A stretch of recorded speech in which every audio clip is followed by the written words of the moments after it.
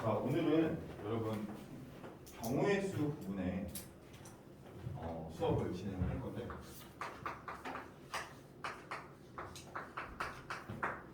이제 앞서 이제 선생님이 지난 시간에 말했던 것처럼 여기 경우의 수 파트는 원래는 1학년 때 배우지 않았어요. 원래는 1학년 때 배우지 않았어요. 정확히 말해줘야 되니까. 근데 이제 1학년 때 이제 이게 여기에 편입된 이유는 여러분들이 1학년 수학을 보면 크게 내가 미적분을 선택할지, 내가 아니면 기하를 선택할지, 내가 아니면 확률과 통계를 선택할지를 결정할 수 있는 데이터가 있어야 되잖아요. 근데 이제 내가 기하를 선택 과목으로 해야겠다라고 생각을 할 수 있는 단원들이 뭐 평면좌표, 직선의 방정식, 원의 방정식, 도형의 이동, 이 네 개의 단원이 내가 좀 다른 것보다 좀 더 잘했다, 좀 재밌다, 그럼 이제 이 사람은 기하를 선택하면 되는 거고, 내가 이제 함수, 그 다음에 2차 함수, 유리함수, 무리함수, 합성함수와 역함수, 이런 것들을 좀 내가 잘한다, 그러면 이제 미적분을 선택하면 되는데, 내가 이제 확률과 통계는 그러면은 못하면 선택하는 건가?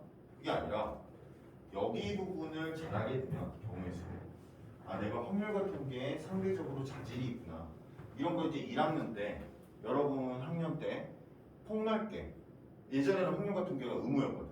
무조건 다 배워야 돼. 근데 지금 이제 선택 과목으로 바뀌었으니까 내가 그것을 선택할 수 있는지에 대한 판단 자료를 제공하기 위해서 이 단원이 1학년으로 들어왔습니다. 그러니까 여러분들이 이제 그렇게 이제 생각하면 되는데, 사실 요거에 대해서 중학교 때 한번 배우잖아. 그 몇 가지 경우의 수. 초등학교 때인가? 중학교 때 말이죠. 나 몰라서 그래. 초등학교, 중학교야? 초등학교, 중학교 때 이제 배울 때 여러분 그런 경우가 있을 거야. 어렵다. 나 중학교 때 배울 때 이거 너무 어려웠다. 손 들어봐. 손 내려봐. 자, 이제 여기 이 단어는 내가 생각할 때 이 세 개 중에 재능이 가장 많이 영향을 끼치는 단어입니다. 여기는 왜냐면 이해가 잘 안 돼. 일단 이게 여러분들이 뭐 이거를 뭐 예를 들어서 어떤 설명을 듣더라도 이런 것들은 함수 이런 것들은 이제 알면 되는데, 경우의 수는 간단하게 푸는데 잘 이해가 안 될 수가 있어.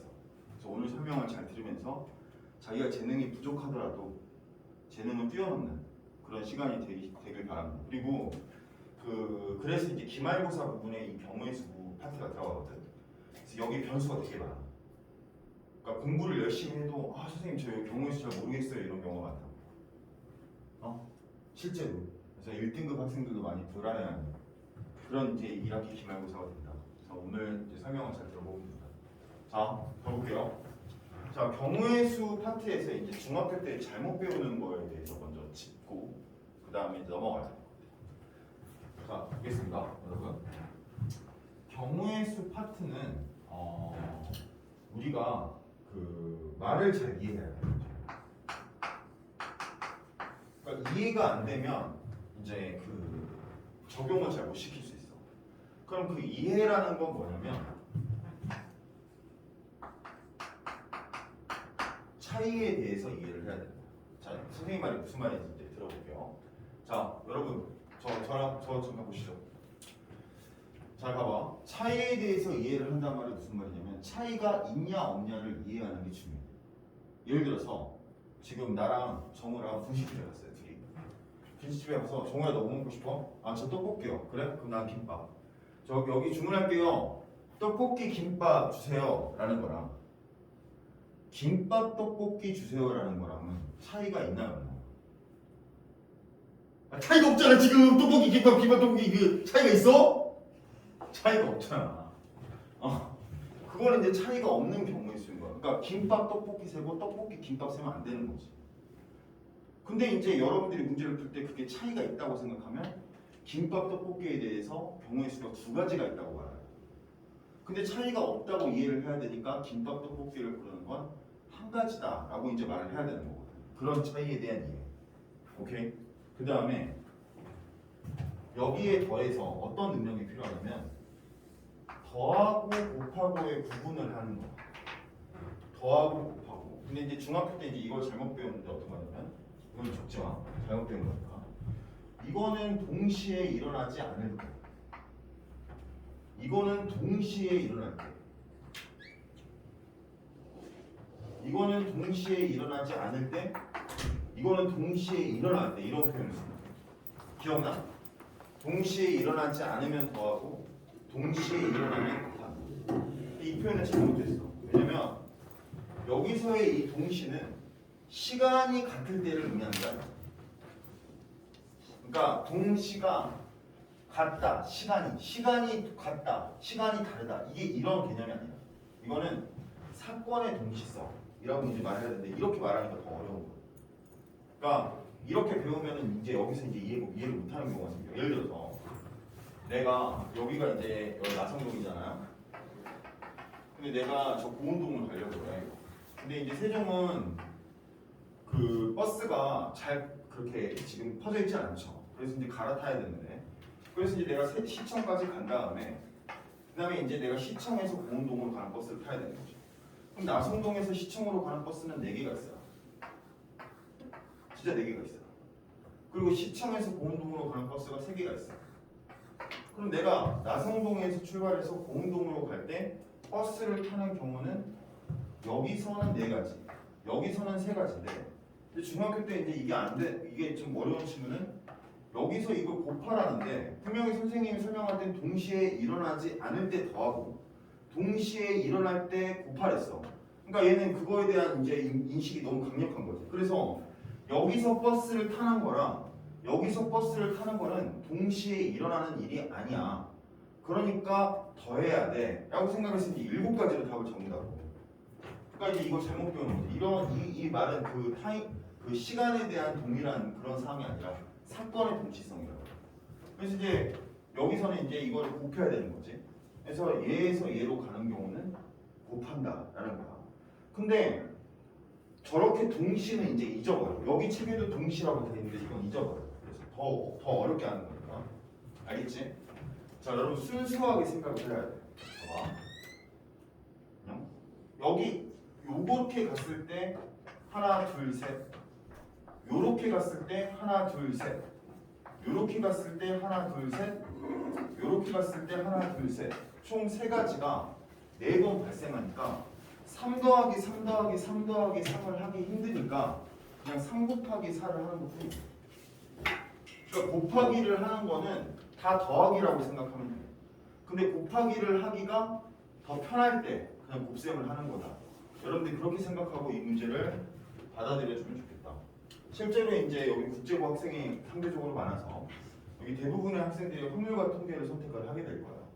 그럼 이제 확률과 통계를 선택을 하게 됐을 때 여러분 선생님 생각에는 이 확률과 통계는 다 덧셈이에요. 일일이 다 더하려고 마음먹고 문제를 이제 처음에 들어가면 돼요. 근데 이제 여기에 뭔가가 있을 거라고 생각하고 들어가면 더 어렵게 느껴집니다. 그래서 오늘 선생님 그 시간이 상대적으로 여러분 국제고 특히 확률 같은 게 선택이 확정된 학생들은 엄청 중요해요 지금. 왜냐면 처음에 배울 때 이거를 올바르게 바로 딱 배우는 거랑 나중에 이제 잘못 배운 다음에 이거 수정하는 거랑 너무 차이가 크거든요. 그래서 이런 게 그런 거야. 덧셈은 동시에 일어나지 않는 거야. 이건 동시에 일어나는 거야. 그거 동시가 아니야. 처음부터 틀린 교육이야. 근데 이제 정확히 가르치려면 동시는 사건의 동시성이다. 내가 여기서부터 여기까지 가는 게 동시에 일어나는 일인 거지. 그래서 이제 그렇게 말하면 어려우니까 여러분들은 그냥 그걸 잊고 곱셈은 덧셈을 빠르게 하는 장치다. 이렇게 생각을 해주면 되겠어요. 오케이? 알았어요? 자, 그래서 이제 근데 이제 여기가 이제 재능이 이제 영향을 끼치는 게 어떤 사람은 덧셈을 처음 보자마자 그냥 이거 더해야 되는 거, 이거 곱해야 되는 거 이렇게 느낌으로 툭툭 오는데 어떤 친구는 굉장히 답답해한다고. 이거 왜 여기서 더해야 되는지, 이거 왜 여기서 곱해야 되는지 그럴 때 이제 답답해하는 경우가 있어. 그럴 때 이제 선생님의 도움을 꼭 받아줘야 돼. 이 다음 공부할 때. 그래서 여러분 그런 이제 차원이다. 자, 여러분 오늘은 이 화통은 케이스가 중요해. 그래서 선생님이 보통 이 개념 수업을 다 하는데 여기는 이제 케이스가 중요하기 때문에 바로 문제 풀이로 들어가 볼 거야. 그래서 여러분들 지금 252페이지를 가보세요. 252페이지. 자, 볼까요? 252페이지. 자, 뭐라고 되어 있냐면 필수에 대해 29-1번에 P 지점과 여기가 P야. 그 다음에 Q 지점 사이의 길 중에 A, B, C 지점을 경유하는 길이 몇 개씩 있다. PQ 사이를 한 번 왕복하는데 P에서 A 또는 B 또는 C를 경유하여 Q로 갔다가 돌아올 때는 A 또는 B 뭐 이렇게 다 되어 있습니다. 자, 볼게요. 자, P에서 Q로 가는데 A 또는 B 또는 C를 경유했다가 왕복으로 돌아오는 거야. 오케이? 근데 문제에서 뭐라고 했냐면 A 또는 B를 경유하는 경우가 72가지. 왕복으로 돌아오는데 A 또는 B, B 또는 C, 뭐 C 또는 A 이렇게 적혀 있는 거야 지금. 그럼 이제 여러분들이 이제 처음부터 이제 이 문제가 좀 어렵게 나왔는데 제가 이거는 간단해. 여러분 어떻게 이제 봐야 되냐면 P에서 A로 길이 몇 개 있는지 지금 모르는 거야. 오케이? P에서 A로 길이 몇 개 있는지 모르고 A에서 Q가 몇 개 있는지 몰라 지금. 그걸 이제 구해가야 되는 거지. 그러면 P에서 A로 가는 길을 1번이라면 한 가지 같으니까 X번 있다고. 그 다음에 P에서 B로 가는 게 Y번 있고 P에서 C로 가는 게 Z번 있다고. 그 다음에 A에서 B로 Q로 난 길이 뭐라고 할까요? A번. 그 다음에 B에서 Q로 간 길이 B번. C에서 Q로 가는 게 C번 이렇게 있다고 해요. 자, 무슨 말인지 이해됩니까? 여기 제가 내가 지금 말하는 게 어떤 말이냐면 내가 여기서 여기로 몇 개의 길이 난지 모르고 여기서 여기로 몇 개의 길이 난지 모르는 거야 지금. 근데 내가 P에서 A 또는 B를 경유해서 Q를 갔다가 다시 돌아오는 거야. C를 경유하면 안 된다는 거지. 그러면은 내가 P에서 A로 갔다가 여기서 이제 경우의 수가 P에서 A로 갔다가 Q로 갔다가 A로 갔다가 P로 가는 경우가 있겠지. 그치? 그 다음에 P에서 B로 갔다가 Q로 갔다가 A로 갔다가 P로 다시 돌아오는 경우. P에서 A로 갔다가 Q로 갔다가 B로 갔다가 P로 돌아오는 경우. 내가 P에서 B로 갔다가 Q로 갔다가 B로 갔다가 P로 돌아오는 경우. 이렇게 네 가지 경우가 생긴다는 거지. A 또는 B를 경유해서 Q를 찍고 다시 돌아오는 거예요. 오케이? 이해됐습니까? 자, 그러면 여기서 P에서 A로 가는 경우는 X번이고 그 다음에 Q에서 A를 통해서 오는 경우는 A번이지. 그치? 그러면 이제 X 곱하기 A, A 곱하기 X가 생길 거 아니야. 그래서 이제 이거는 2AX가 되는 거지. 이렇게. 그래서 이런 식으로 여러분들이 그 밑에 부분을 이해하시면 됩니다.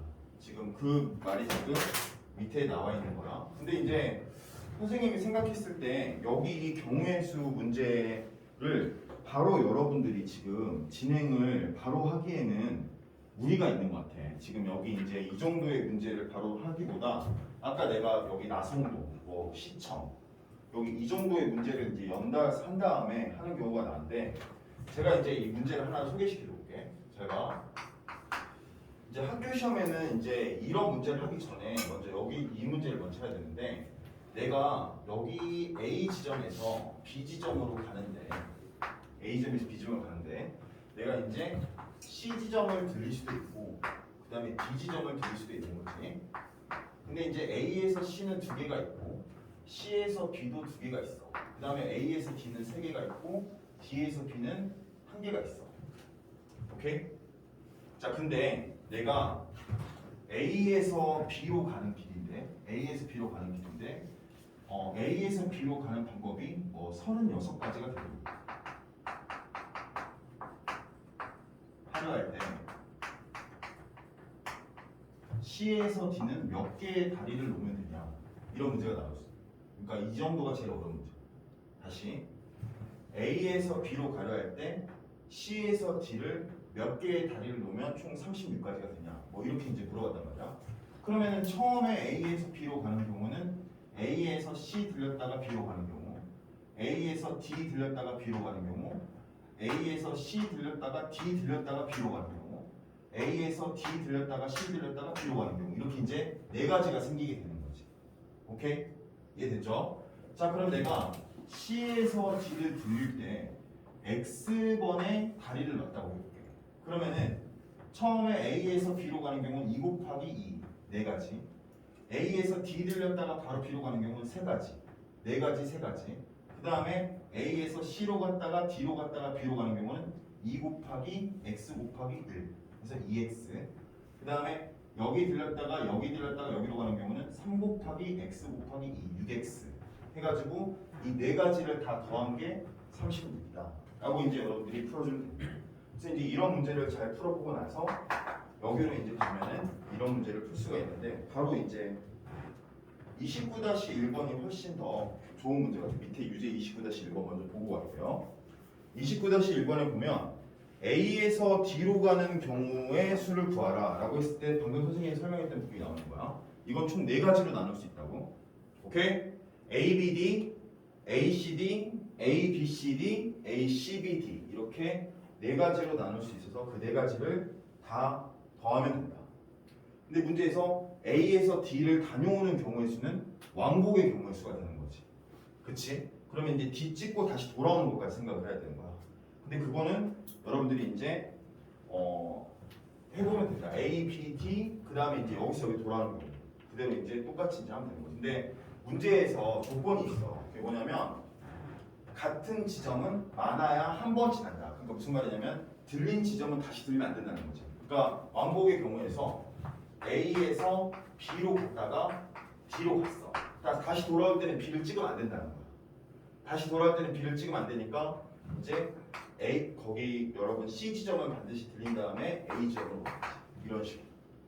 오케이? 해가지고 여러분 이렇게 이제 왕복의 수를 셀 때는 이게 차이가 있다.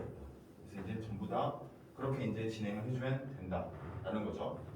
필수예제 29-2번으로 가볼게요. 필수예제 29-2번의 지불의 방법인데, 자, 내가 지금 100원짜리, 50원짜리, 10원짜리가 있는데 420원을 지불하려면 몇 개의 동전을 사용해야 되는가라는 질문이 있어요. 자, 100원짜리, 50원짜리, 10원짜리가 있어 지금 현재. 그랬을 때 420원을 지불하고 싶어요. 여러분들 이거는 이런 경우는 이제 전부 다 해봐야 되는 거지. 봐봐, 잘 봐. 대신에 조건이 있는데 각 동전을 적어도 한 번은 사용을 해야 된다. 얘도 사용을 해야 되고, 얘도 사용을 해야 되고, 얘도 사용을 해야 되는 거지.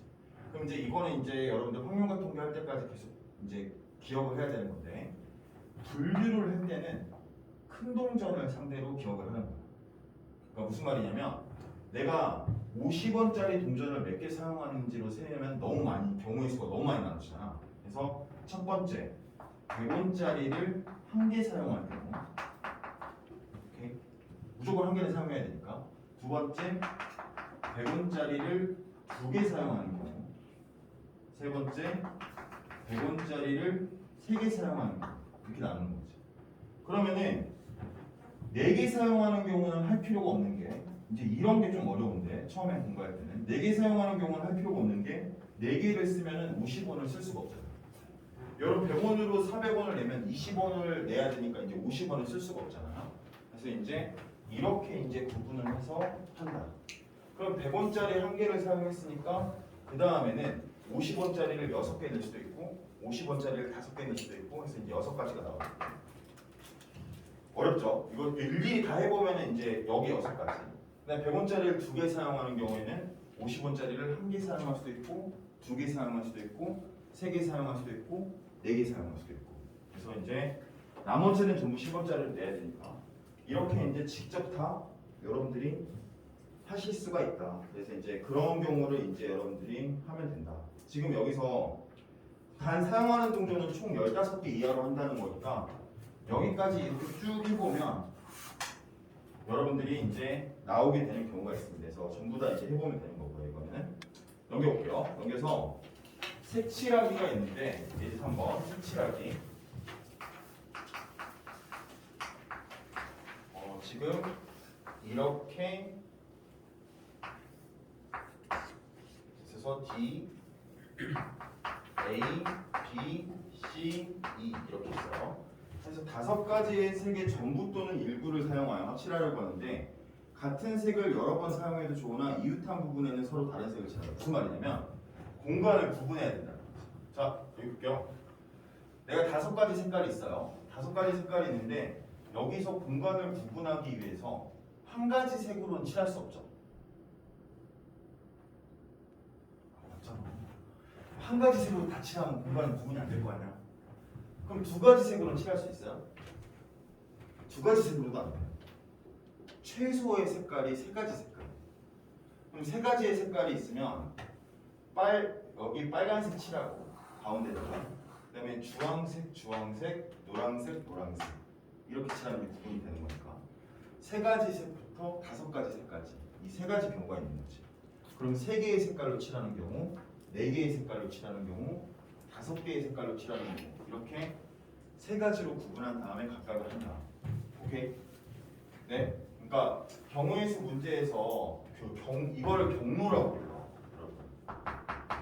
그 다음에 요거 이 경로 수고, 그 다음에 이건 동전내는 지불의 방법. 그 다음에 이걸 색칠하기.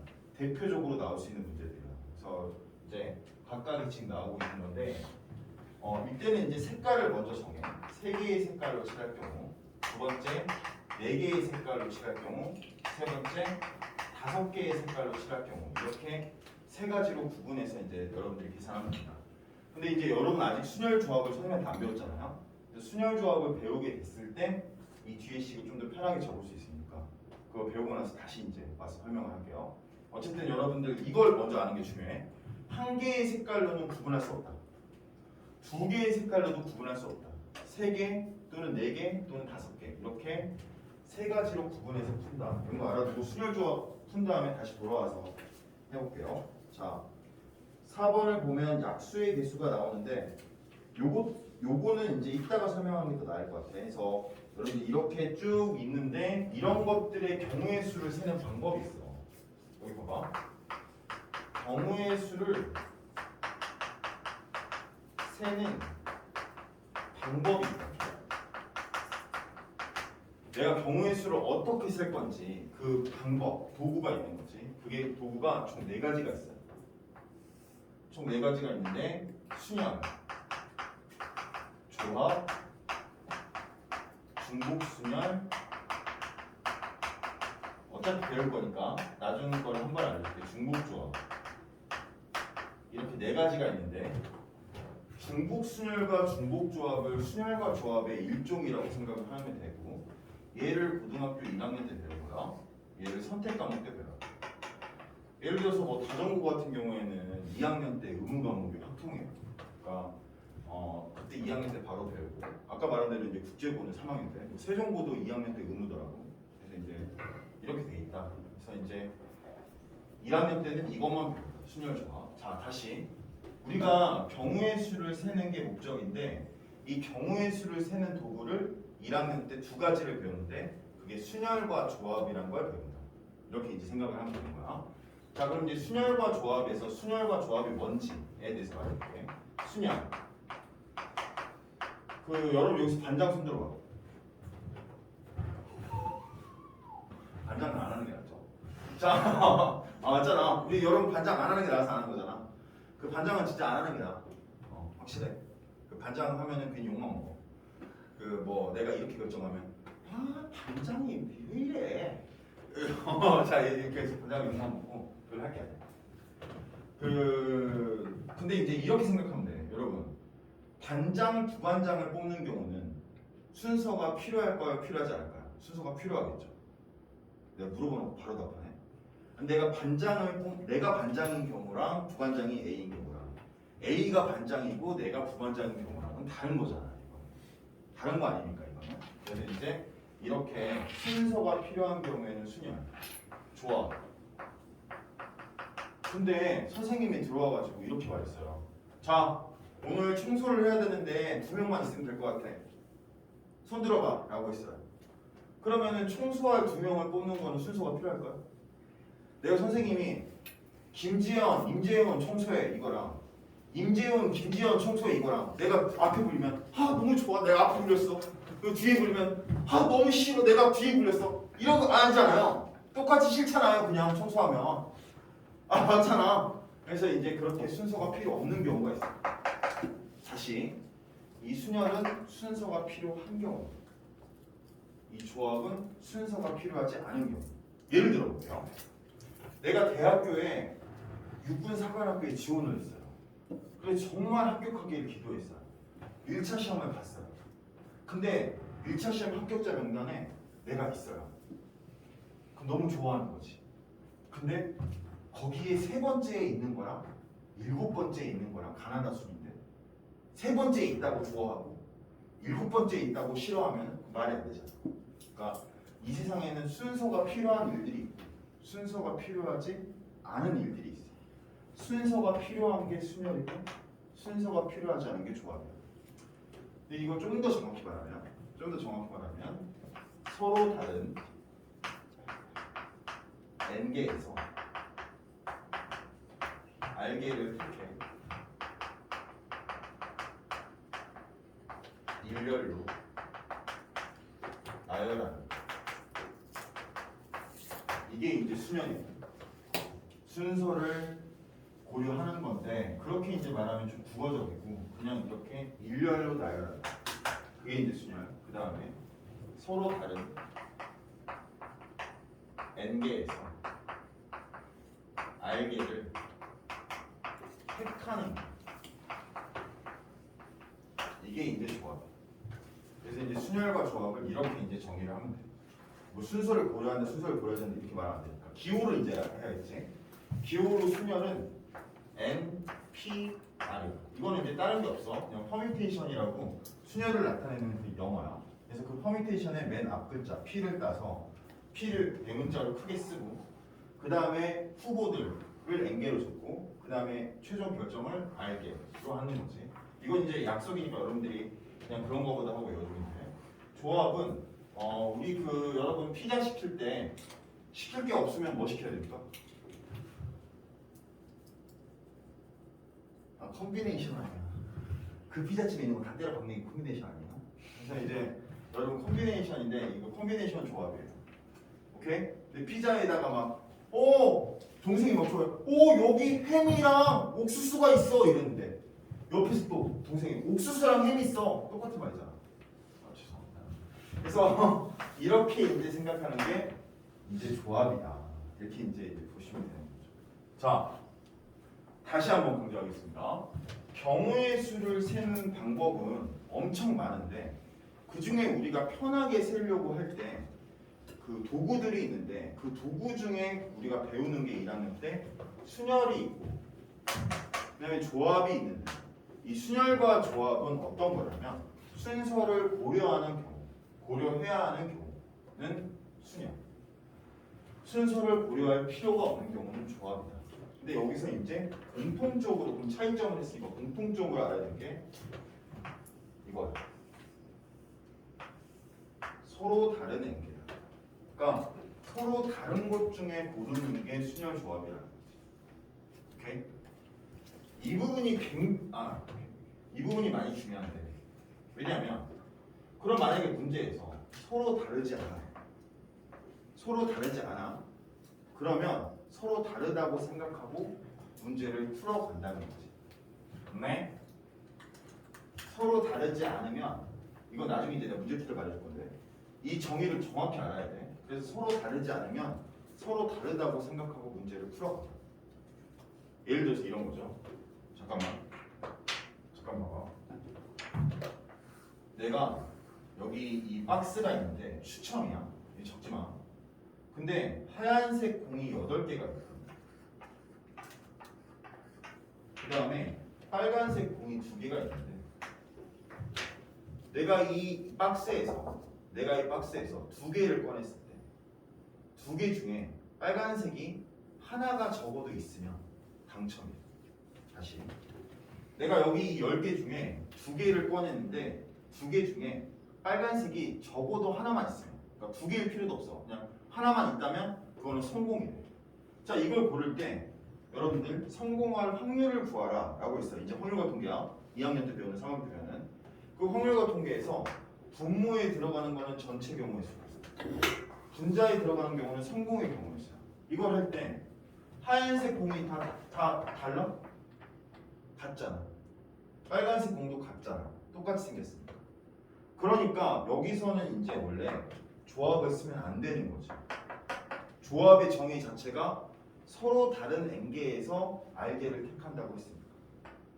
근데 이거를 다르다고 생각해주는 방법은 마음속으로 자기가 여기다 넘버링을 한 거야. 1번 흰색 공, 2번 흰색 공, 3번 흰색 공, 4번 흰색 공.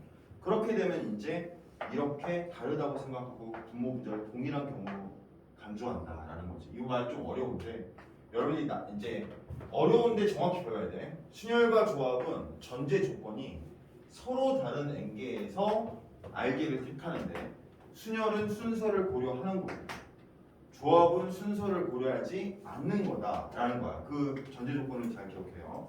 그래서 여러분들이 지금부터 선생님이랑 요거에 대해서 어떻게 이제 식을 전개해 나갈 것인가 이걸 이제 배워볼게요. 자, 여러분 반에 몇 명이죠? 반에 몇 명입니까? 25명? 뭐야? 왜 이렇게 많아? 여러분 대전에는 지금 여러분 한 반에 몇 명이냐? 그러면 13명이래요. 어떻게 13명 장난? 25명? 그래서 선생님 이제 그 대전에서 가르칠 때 미안했어. 학교에서도 13명인데 학원에서 막 20명이 선생님 수업 듣고 있으면 그러면은 이제 학교보다 많으니까 그러니까 내가 미안한 거지. 학교에서도 13명이서 수업 듣는데 학원에 와서 20명이서 수업 듣니까 미안한 거야. 25명? 뭐 좋아. 25명. 자, 25명 중에 반장, 부반장을 뽑는데 그럼 반장, 부반장을 뽑는 경우의 수는 순서가 있으니까 이렇게 있을 수 있는 거지. 그럼 반장, 부반장을 뽑는 모든 경우의 수를 구하라 라고 하면 그거는 25 곱하기 24. 반장이 될 수 있는 후보가 25명. 그 다음에 부반장이 될 수 있는 후보는 반장도 하고 부반장도 하는 거는 욕심쟁이잖아요. 욕심쟁이 맞죠? 말도 안 되죠. 그런 욕심 가지면 퇴출해야죠. 바로 반장 잘라야 돼요. 그래서 25 곱하기 24. 이게 이제 25P이다 라고 이제 볼 수가 있는 거고. 자, 그러면 이제 이거를 내가 3으로 이렇게 조정을 했어요. 그럼 이제 반장, 부반장 뽑고 그 다음에 요즘 뭐 뽑죠? 체육부장. 과목별로 바꿔. 체육부장 좋아. 체육부장 뽑는 경우야. 반장, 부반장, 체육부장. 그러면은 25 곱하기 24 곱하기 23이 되는 거지. 아, 그러면 이제 여러분들이 이 말이 어떤 말인지 이해가 될 거야. 근데 여기서 이제 내가 그러면은 물어볼게 한번. 7P3이야. 이제 약속이니까 7P3. 7P3은 어떻게 계산해야겠어? 좋아요. 뭐 7 곱하기 6 곱하기 5로 이렇게 계산하면 되겠죠. 7명 중에 3명을 순서를 고려해서 뽑는 겁니다. 근데 이제 이거를 이제 여러분 우리가 일반화 시킨다면 NPR은 N에서 시작해서 어디까지 이제 구하는 거냐면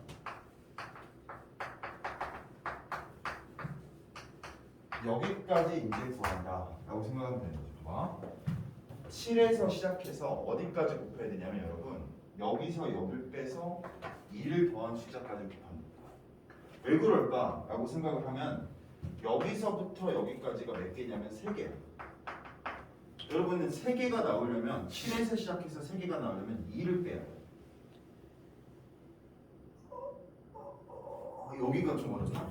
그래서 이제 여기 부분을 어떻게 여러분이 생각해 줘야 되냐면 m-r-1인 거지. 그러니까 잠깐만 1에서 10까지 몇 개야? 10개지. 근데 10에서 2를 빼면 몇이야? 그치, 9가 되는 거지. 그러니까 항상 그 더하기 2를 해야 진짜가 된다는 거지. 내가 3개를 세고 싶어. 그럼 뺐을 때 2가 되면 되는 거지.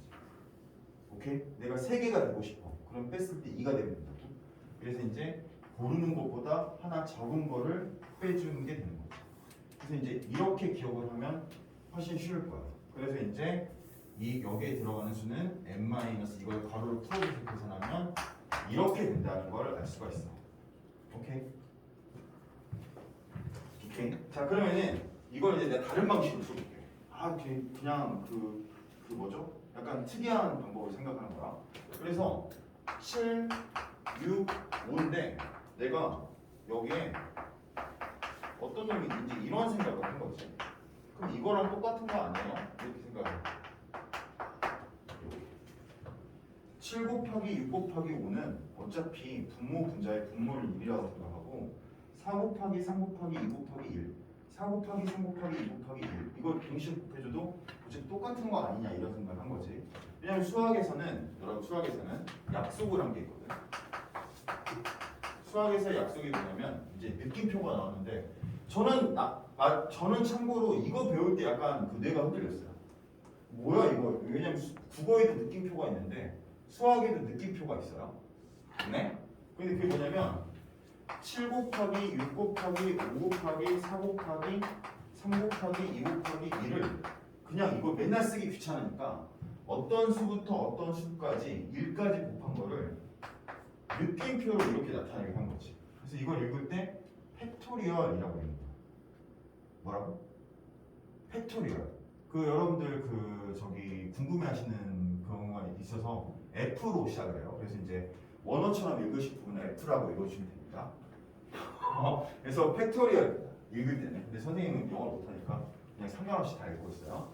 그래서 그거를 이제 팩토리얼을 줄여서 팩이라고까지만 읽습니다. 그래서 이거를 7팩이라고 여기서 끝내게 됩니다.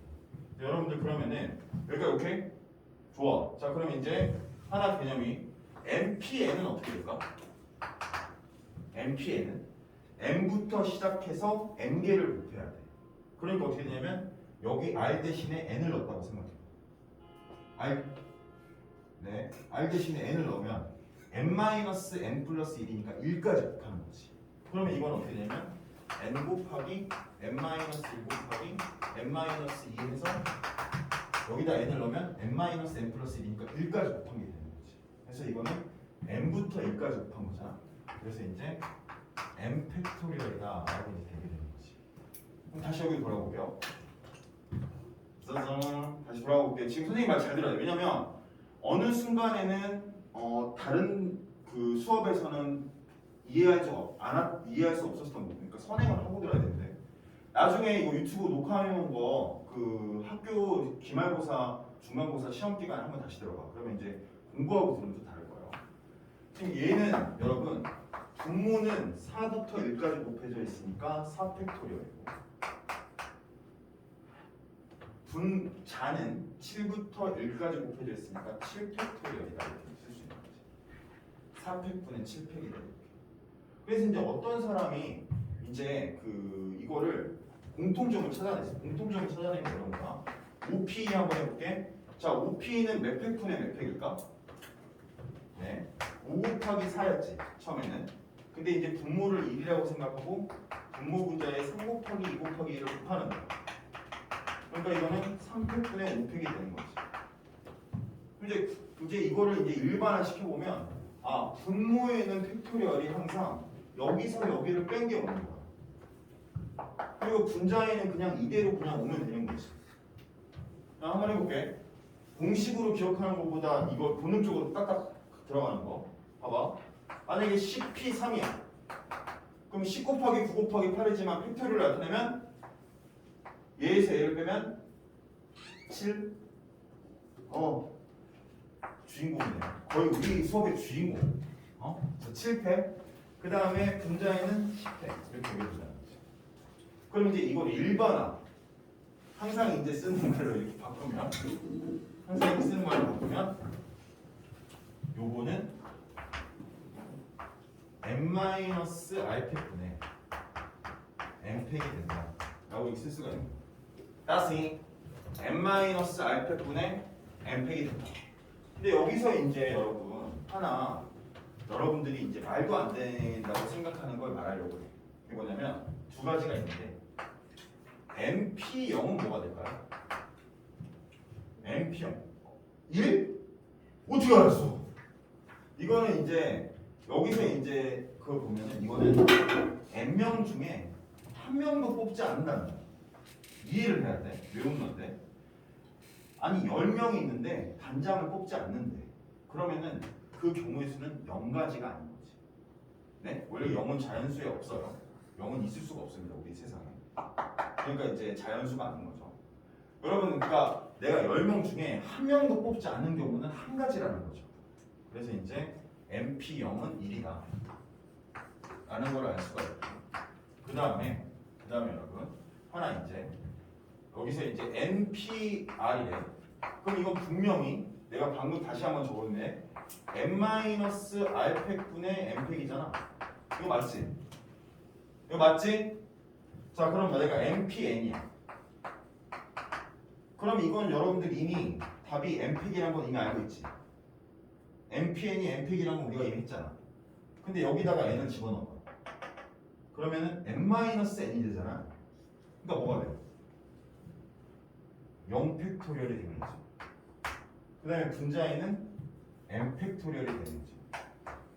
그러면은 한마디로 여기도 n팩토리얼이 있고 여기도 n팩토리얼이 있으니까 얘는 뭐가 되겠어? 1이 되는 거지.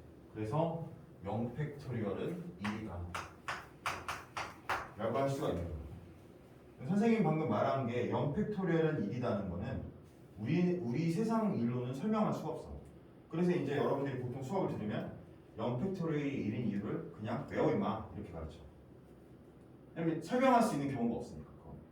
근데 이제 0팩토리얼이 1인 이유는 연산 과정에서의 완결성을 위한 거야. 알았어? 그래서 0팩토리얼은 0이 아니라 1이다. 선생님 왜요? 물어보면 이제 여러분들한테 선생님이 이렇게 말할 수가 있다는 거지. 그래서 여러분 정리를 해볼게. 지금까지 배운 거를 한번 잘 봐. 경우의 수를 세는 거는 여러분 여기는 너무 광범위하고 엄청나게 많아. 근데 이 경우의 수를 셀 때 근데 여기가 이제 재밌으면 자기의 특성을 바로 말해줄 수 있어. 내가 기억해도 내가 확률 같은 걸 너무 잘한다. 그럼 나중에 이제 마케팅 회사를 가면 좋은 거지. 예를 들면 통계청이나 공무원을 한다면 그렇게 되면 너무 이제 여기가 이제 체질에 맞는 거지. 자기가 맞는지 안 맞는지를 파악을 해. 고등학교 교육 원래 할 때. 그러면 이제 경우의 수를 세는 건 너무 광범위하다고. 너무 광범위한데 그 중에서 도구로 삼을 만한 게 두 가지를 고등학교 1학년 때 배운다. 그 두 가지가 뭐냐면 순열과 조합이다. 순열. 문제에서 이 단어에서 보듯이 이게 순서 순자야. 순서를 고려하는 경우는 순열이다. 조합은 순서를 고려하지 않는 거야. 근데 이제 이거를 정의로 기억하면 순열은 서로 다른 n개에서 r개를 택해 일렬로 나열하는 거다. 조합은 서로 다른 n개에서 그냥 r개를 택하는 거다. 이 두 개의 공통점은 서로 다른 n개가 후보라는 거지. 그걸 중요하게 생각해야 돼. 자, 그 다음에 이 순열을 기호로 나타내면 NPR이라고 있고 그 다음에 조합을 기호로 읽으면 NCR이라고 있는데 지금 NPR을 배웠어. 자, NPR은 n부터 n-r 플러스 1까지 곱하는 거야. 나중에 이제 기말고사 볼 때 이게 궁금할 거야. 여기가 왜 n-r 플러스 1이지? 왜 그렇지? 그게 아니라 이 속뜻은 n-r-1이야. 왜냐면 여기서부터 여기까지가 알게여야 돼. 알게이려면 여기가 이제 0인 거야. 0부터 세가니까 n-1 0부터 세가니까 r-1까지가 알게가 되는 거지. 이해되나요? 이 부분? 야, 이해를 해야 돼. 지금 문제에서 여기서부터 여기까지가 왜 여기가 n-r 플러스 1까지 곱하냐? n-r-1이라고. 그래서 처음이 n-0, 두 번째가 n-1, 세 번째가 n-2. 그럼 0, 1, 2, 3, 4 세서 r-1까지 세면 실제로 r기를 선택한 거죠. 그래서 이제 그렇게 이제 기억을 하면 되고, 그래서 여기를 괄호를 풀어주니까 여기가 n-r 플러스 1이 되는 거다 라고 이제 여러분들이 생각을 하시면 된다는 거죠.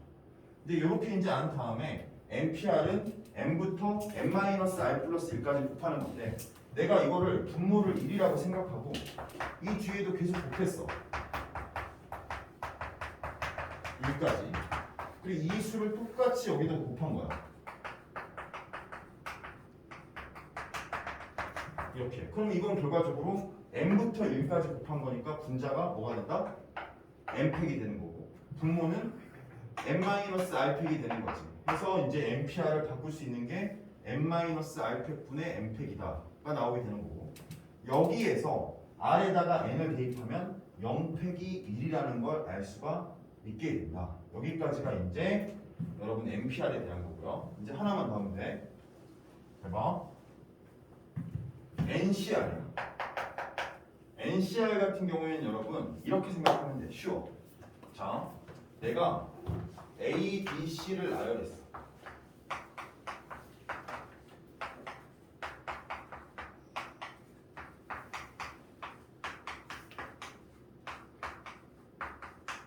이렇게. 이게 무슨 말이냐면 반장, 부반장, 대의원 3명을 뽑은 거야. 반장, 부반장, 대의원은 3명을 뽑는 경우는 6가지가 있는 거지. 3명 중 정한 거. 근데 선생님이 들어왔어. 선생님이 들어와서 야, 얘들아 학교 정책이 바뀌었대. 반장, 부반장, 대의원 다 없어졌고 그냥 전부 다 그냥 임원으로 바꾸기로 했어. 이랬어. 그럼 그 6가지가 몇 개가 돼? 한 가지가 되는 거잖아. 지금 이렇게 순서를 고려한 게 필요가 없어지는 거지. 순서를 고려한 게 필요가 전혀 없어지게 되는 거야. 그럼 6가지를 한 가지로 바꾸려면 나누기 6을 해야 되는 거지.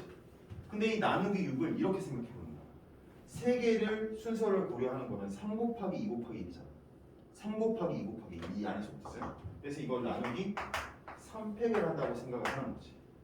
그럼 만약에 4개가 있었어. 4개가 있었는데 이 4개를 나열한 거에 순서를 삭제하고 싶으면 내가 몇 팩으로 나누면 될까? 왜 그래? 제 거기까지 못 날아갔나? 무거워. 야, 자, 봐봐. 내가 이 4개를 나열하는 거는 4팩이잖아. 그러니까 4팩이니까 이 순서를 내가 없애고 싶으면 4팩으로 나누면 돼. 자, 그러면은 다시 이제 문제로 돌아와서 NCR은 결국 무슨 관계냐면 NCR은 순서를 고려한 거에서 R팩을 나눠주면 되는 거죠. 그럼 순서가 없어질 겁니다. 이해를 해주셔야 돼요. 그래서 이제 여러분 NCR은 NPR을 R팩으로 나눈 거다라는 거고, 그 R팩으로 나눈 식을 이제 NPR을 팩토리얼로 바꾸면 R팩분의 NPR 자체가 n-R팩분의 n팩이잖아. 그럼 이제 얘랑 곱하면 이런 식이 나오는 거지. n-R팩 R팩분의 n팩이다. 이런 식이 나오는 거야. 알겠지? 그래서 이제 이렇게 조합의 식이 나오겠지. 근데 이제 마지막에 이걸 외우려면 너무 힘들잖아. 그래서 이제 이런 과정들, 이유들에 대해서 이제 설명하면 되는 거죠. 자, 볼게요. 여러분들 그 순열과 조합에서 순열은 NPR, 그 다음에 조합은 NCR인데 NPR은 이제 n-R팩분의 n팩, 여기까지 이제 기억을 할 거야. n-R팩분의 n팩인데 그 n-R팩분의 n팩에서 순서를 삭제해. 그러면은 R팩으로 나눠줘야 돼. 그럼 n-R팩, R팩분의 n팩이 되고, 그렇게 되면 이거는 조합의 식이 된다 그랬지. 그럼 반대로 자, 여기서 이제 중요한 거 NCR이 R팩분의 NPR이니까 반대로 NPR은 NCR 곱하기 R팩이라고 할 수가 있겠죠. 이렇게 이제 두 개의 순열과 조합의 관계에 대해서 이제 알면 됩니다. 오케이, 좋아요. 자, 여러분 그러면은 제가 하나 물어볼게요. 이제 여기 근데 요거를 이제 할 때 여러 가지 이제 바라보는 관점이 중요한데, 여러분들 이게 무슨 뜻이야? 이게 여러분들 교과서 마지막에 나오는 거야. 체험학습 마지막에 그 뭐 마지막 이제 예제에 나오는 문제가 이거야. 수학과 마지막에 OC3이 뭐야? 5명 중에 몇 명을 선택하는 거야? 3명. 고마워.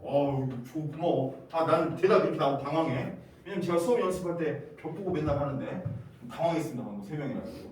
5명 중에 3명.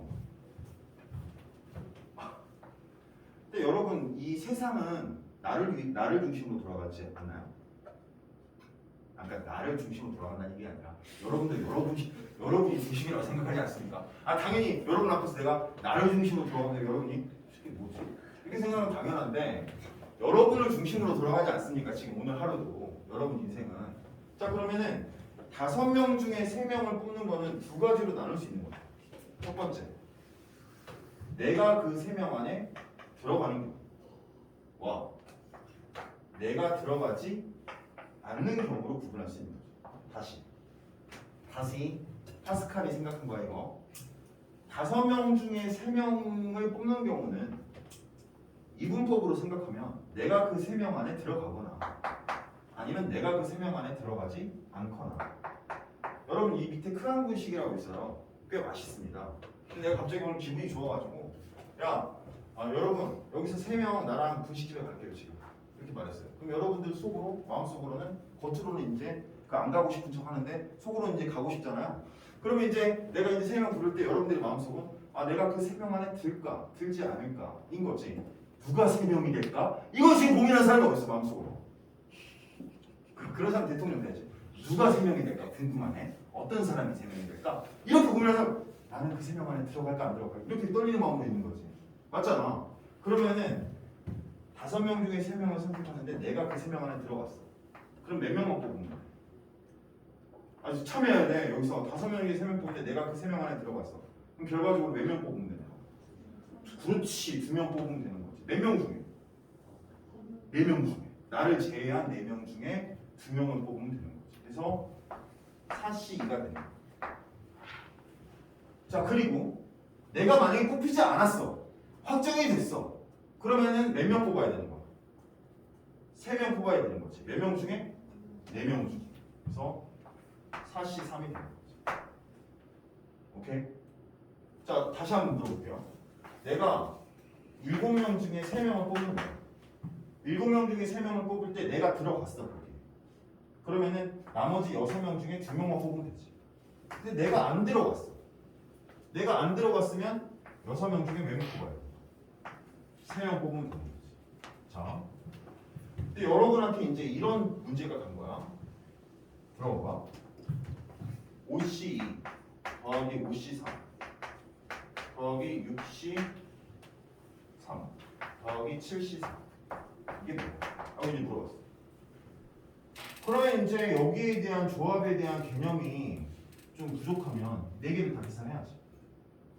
4개를 다 계산해야지. 근데 이제 방금 우리가 공부한 거로 따르면 자, 이 2개를 이제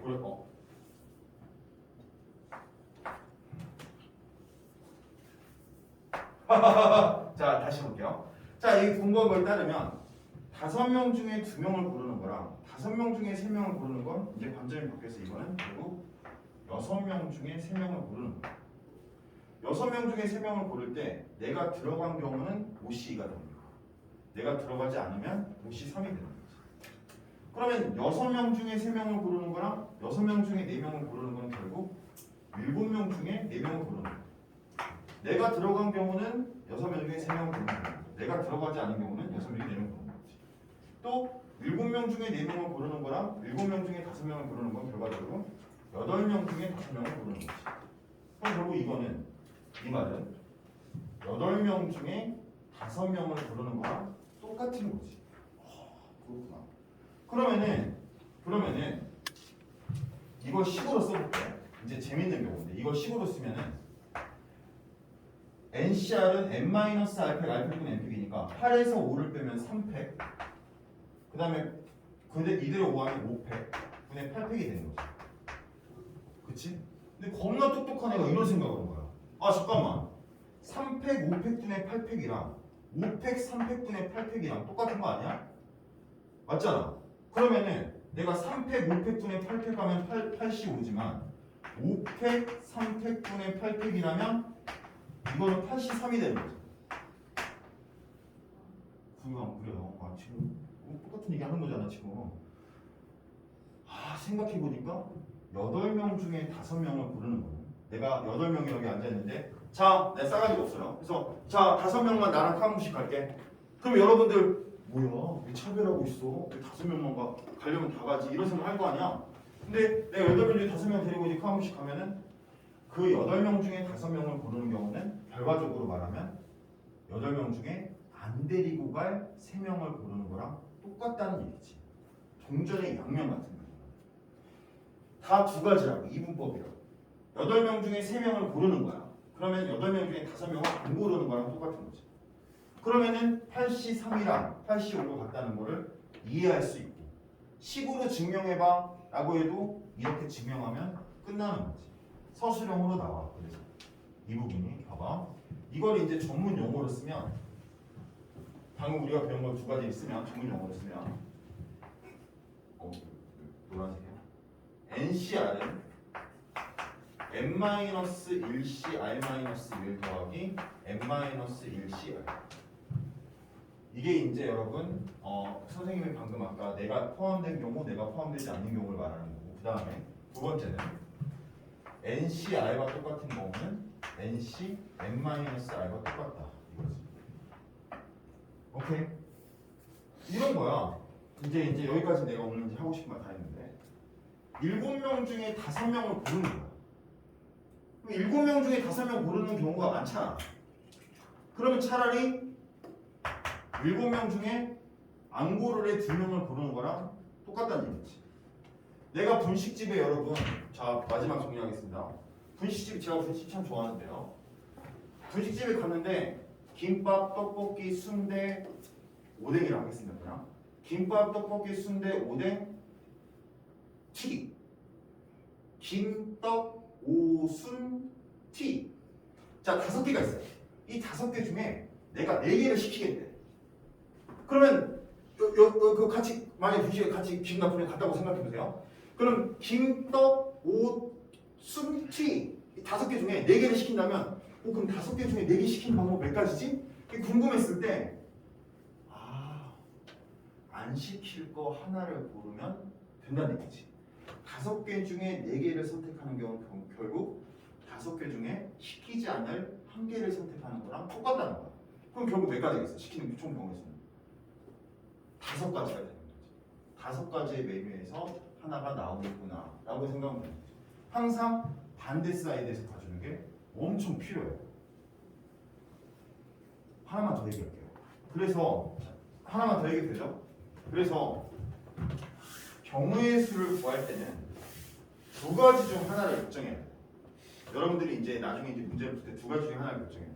뭐냐면 진짜로 셀지 아니면 전체에서 빼줄지, 2개 중에 하나를 선택하는 거지. 반대 사이드를 항상 봐주는 거야. 나중에 이제 시험 볼 때 이건 내가 말해줄 거야. 진짜로 다 셀지 아니면 반대로 빼줄지, 전체에서. 이걸 선택한다. 자, 이게 왜 중요하냐면 여러분이 수능을 보러 가면 나중에 이제 확률 같은 걸로 선택을 했어요. 그럼 이제 주관식 문항이 있단 말이야. 근데 경우의 수를 구하라 했어. 근데 내가 이제 주관식 문항이니까, 여러분 주관식 풀 때 떨리는 이유가 내가 푼 게 맞는지 틀린지 모르잖아요. 그럴 때 이렇게 구하고, 보통 이제 1등급 상위권 학생들은 이렇게 구해서 더블 체크를 합니다. 그래서 이게 맞으면 답으로 이제 검토할 필요가 없는 거지. 그래서 이런 방법을 쓴다. 두 번째 방법은 여러분들 이건 이제 나중까지 다 기억을 했는데 1번, 2번, 3번, 4번, 5번이야. 경우의 수를 구하래. 경우의 수를 구하랬는데 전체의 경우의 수가 240가지. 전체의 경우의 수가. 근데 1번이 180가지고 2번이 182, 3번이 184, 4번이 186, 5번이 188이라고. 그럼 내가 이걸 세는 것보다 그냥 이게 아닌 경우를 세서 빼주는 게 훨씬 빠를 거 아니야. 답안이 정보를 제공을 한다. 객관식에서. 그래서 여러분들이 이렇게 2가지를 항상 반대 사이드를 봐야 돼. 잘 봐, 다시. 확통, 이제 확률과 통계에서 가장 중요한 점이야. 자, 동전을 던졌어. 앞면이 나오지 않았대. 그럼 뭐가 나온 거야? 뒷면이 나온 거지. 자, 다시. 동전을 던졌는데 앞면이 5번 던졌는데 앞면이 2번 나왔대. 그 말은 문제 선지에 그렇게 있어도 앞면이 2번 나왔다는 거는 뒷면이 3번 나왔다는 얘기야. 떡볶이집에 가는데 김지현이 뽑혔대.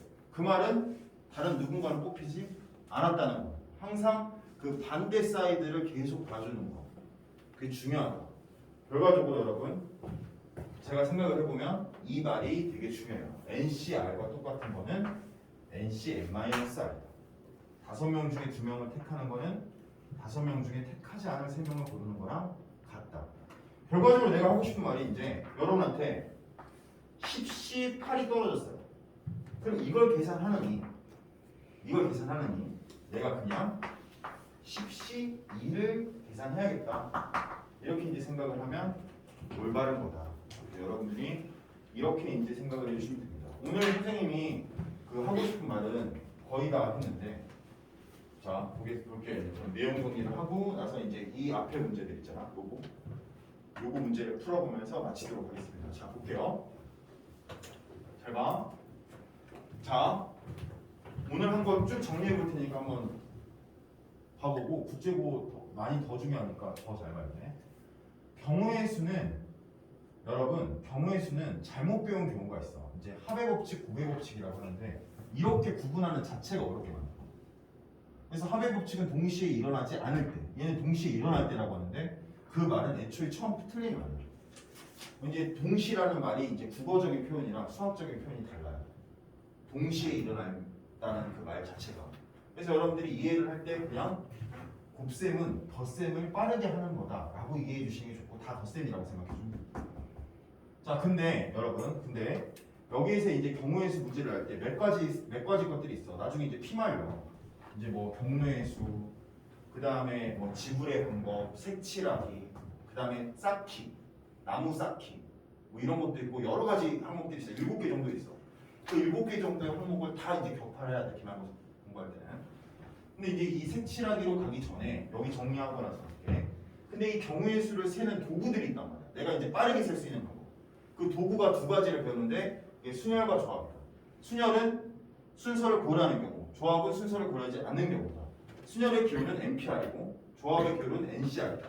NPR은 n-r팩분의 n팩으로 할 수 있고 조합은 n-r팩 r팩분의 n팩인데 순열과 조합의 관계에서 NPR은 NCR 곱하기 r팩이고 NCR은 r팩분의 NPR이야.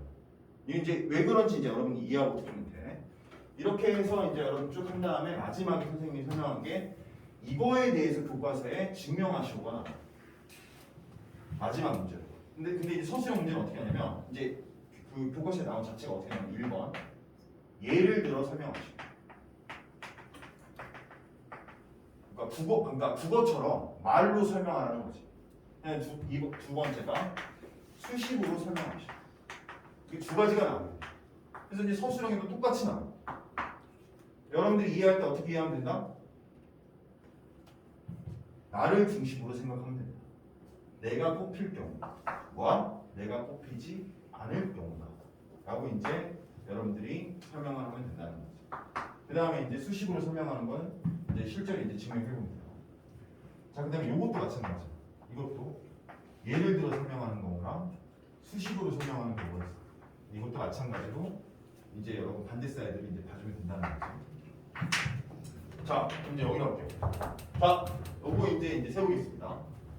자, 여러분 다시 아까 돌아가서 5가지 크레파스가 있어요. 크레파스. 오랜만에 들어본 말해보는 이름이에요. 크레파스. 자, 보겠습니다. 5개 중에 3개를 선택을 해야 돼요.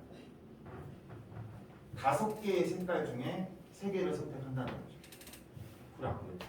5개의 크레파스가 있으면 내가 3가지의 색으로 칠하고 있으니까 먼저 3개를 이렇게 들어야 될 거 아니에요? 3개를 들었어요. 그 중에 A에 칠할 색깔을 하나 골라야 되잖아요. 3개 중에 내가 A에 칠할 걸 고를 것 같아요. 그래서 A에 이렇게 색칠했어요. 하얀색. 그럼 이제 이거 한번 색칠했지. 이거 또 쓸 수도 있는데 일단 놔두고. 또 쓸 수 없다는 걸 알게 될 거야. 그러면 이제 2개의 색깔로 D랑 B의 색깔을 칠해야 돼. 2개의 색깔 중에 하나. 그치? 그러면 이제 2개 중에 하나를 또 골라야 되잖아요.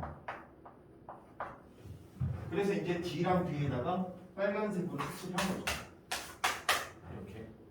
그러면 이제 그 다음에는 나머지 1개의 색깔, 파란색으로 E랑 C의 색칠을 하면 되는 거죠.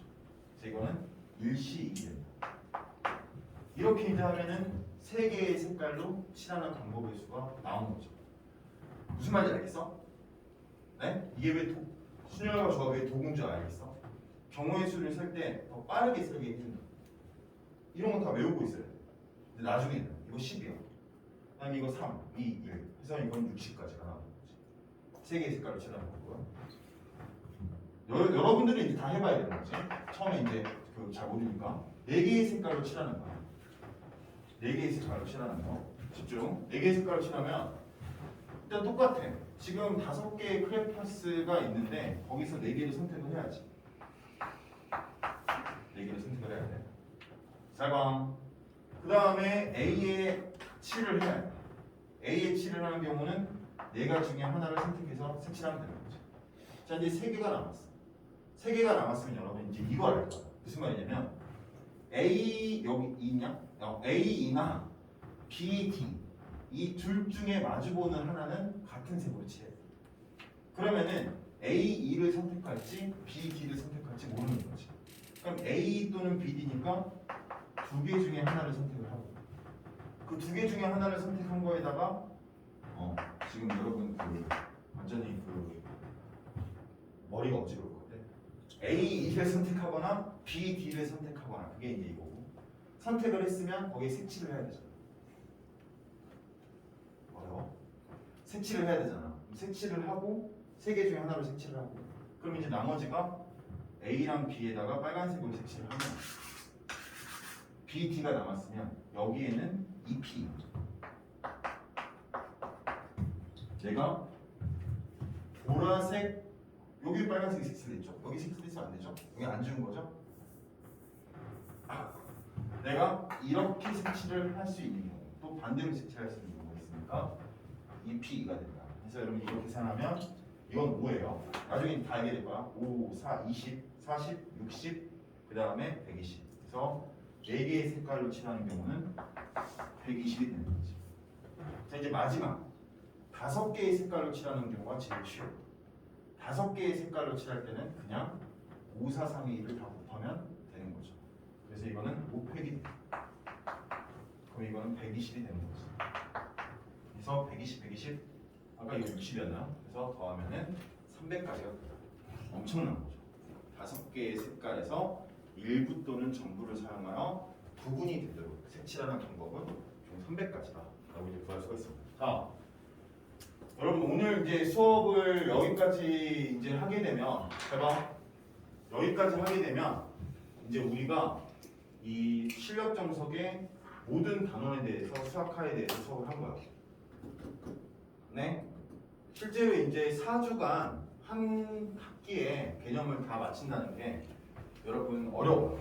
여러분들이 이때까지 수업 들으면서 제가 여기 수업하면서 굉장히 편했던 게 70%의 학생이 정말 열심히 공부를 한다.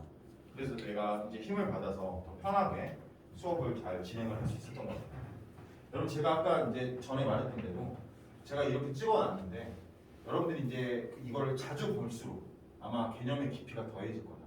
그래서 이제 여러분들 시험 기간이나 또는 이제 학교 선생님이 수업을 했는데 자기가 잠깐 잤을 때 그럴 때는 이 수업을 참고해서 한번 쭉 들어본다면 분명히 도움이 될 겁니다. 그리고 이제 좀 잠이 안 올 때 그때도 이제 밤에 틀어놓고 그냥 옆에다 틀어놓고 가만히 있으면 아마 다음날 왜 이렇게 몸이 개운하지? 이런 생각이 들 거예요. 너무 잠이 잘 올 겁니다. 그래서 잘 봐주시고 다음 주 수업에서는 토요일, 일요일 다 모의고사 대비 집중 수업을 할 겁니다. 그래서 최근 5개년에서 어려웠던 문제들로만 수업을 진행할 예정이에요. 그래서 여러분들이 그 수업을 잘 들어주시면 분명히 9월 모의고사 때 도움을 많이 받을 겁니다. 근데 당부하고 싶은 건 오늘 여러분한테 그래서 최근 5개년 그 어려운 문제로만 구성된 숙제가 다시 나갈 겁니다. 그거 꼭 풀어오셔야 됩니다. 제가 여기서 설명을 할 때 그거 안 풀어오고 설명 들으면 그만큼 또 배우는 게 적을 거예요. 알겠지? 그래서 여러분 1등급에 도전하세요. 항상 중요하지 않은 시험은 없습니다. 9월 모의고사 정말 중요하니까 여러분들 그 수업 잘 듣고 1등급에 도전하세요. 알겠죠? 좋아요. 여러분 10분간 쉬겠습니다. 고생했어요.